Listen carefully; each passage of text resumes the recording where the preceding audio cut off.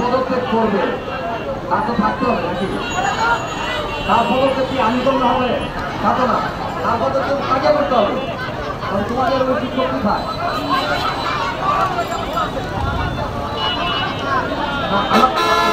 আমার কথা শেষ করতে দাও। তিনি পদক্ষেপ করবে তাকে তো আমাদের পেতে হবে নাকি?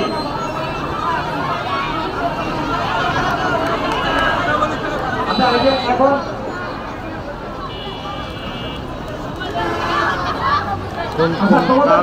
আমার কথা বলছে